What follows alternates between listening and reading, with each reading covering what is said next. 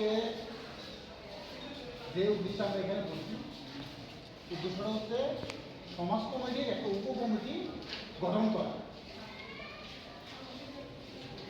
তবে বর্তমানে যে পজিশন চলছে এই পজিশনে একটা উপকমিটি অবশ্যই প্রয়োজন।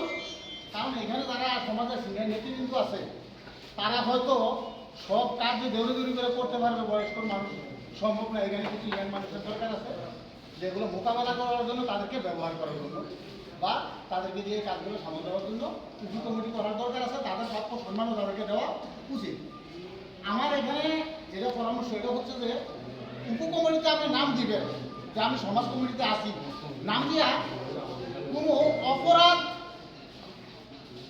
কোনো অপরাধীর সাথে নিজে অপরাধ করবেন না, কোনো অপরাধীর সাথে যোগাযোগ রাখবেন না, বিচ্ছিন্ন করে দিতে হবে।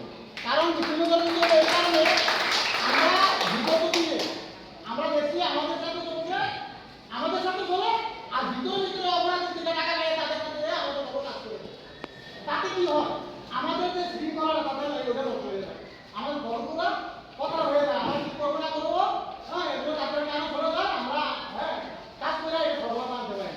আমি যারা উপকমিটিতে আসতেছেন তাদের উদ্দেশ্য বলবো ধরে ধরে আজকে থেকে আমরা অন্তত এই সংস্কার করেন যে আমি আর আগামী দিনটাকে কোনো অপরাধের সাথে আপোষ করবো না।